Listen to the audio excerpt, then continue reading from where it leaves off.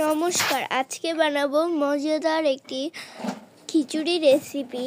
তো এর জন্য প্রথমেই নিয়ে নিতে হবে বাঁধাকপি কুচি, ফুলকপি, কাঁচামরিচ কেটে রাখা, কুমড়ো ও কুচি করে রাখা আলু। এবার কড়াইতে দিয়ে দেব তেল।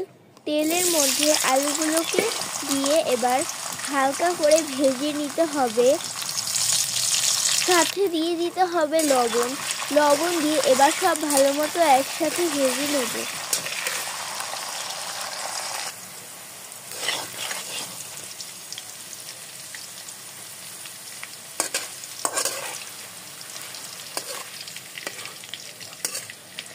আলুগুলোকে ভেজে সরিয়ে রেখে এবার দিয়ে দিতে হবে কুমড়োগুলোকে দিয়ে আবার সব ভালো মতো একসাথে ভেজে নেব। আর এবার আলুগুলোকে তুলে রেখে দিতে হবে।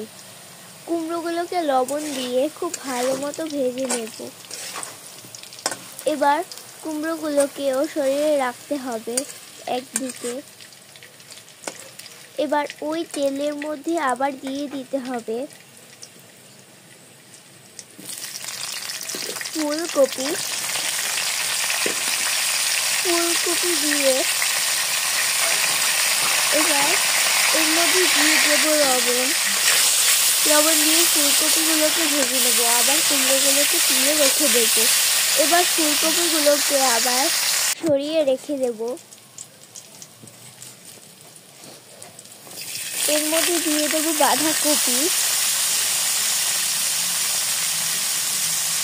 বাঁধাকপির মধ্যে সামান্য লবণ দিয়ে এরপর বাঁধাকপিগুলোকে ভেজে নেবো আর ফুলকপিগুলোকে আবার তুলে রেখে দেবো। এভাবে বাঁধাকপিগুলোকেও ভেজে তুলে রাখতে হবে।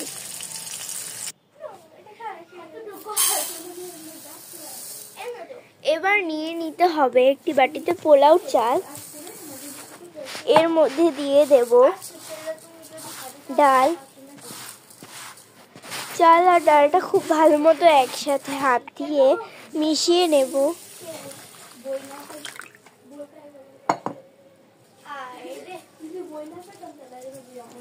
এরপর জল দিয়ে ধুয়ে নিতে হবে।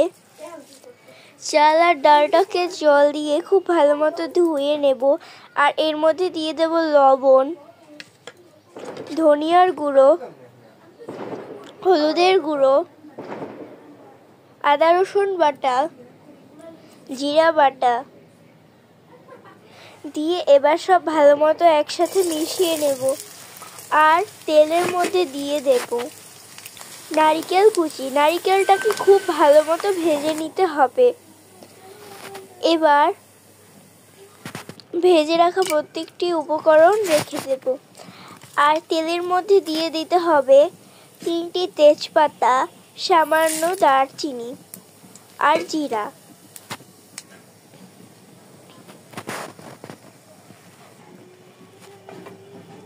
এরপর সব ভালো মতো ভেজে নিয়ে এর মধ্যে দিয়ে দেব মিশিয়ে রাখা চাল ও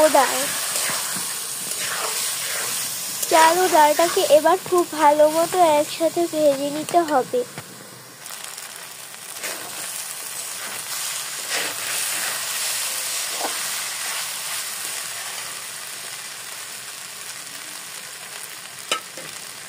চাল ও ডালটাকে ভাজতে মধ্যে দিয়ে দিতে হবে সামান্য চিনি। এরপর জল দিয়ে দেব কাঁচামরিচ। এরপর ফুটে আসা পর্যন্ত অপেক্ষা করতে হবে।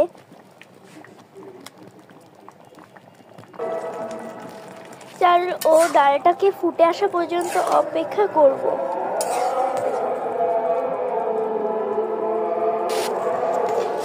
এরপর চালটা সিদ্ধ হয়ে গেলে এর মধ্যে দিয়ে দেব ভেজে রাখা সব উপকরণগুলো, সবজি দিয়ে এবার সব ভালো মতো একসাথে নাড়িয়ে নিতে হবে।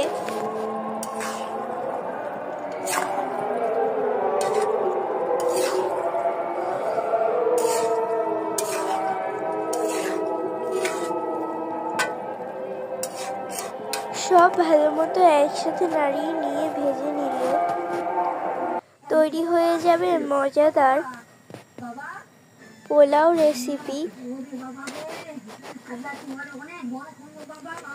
এই খিচুড়িটা খুবই মজার হয়। এটা বেগুন ভাজা বা চিকেন ফ্রাই দিয়েও খাওয়া যেতে পারে।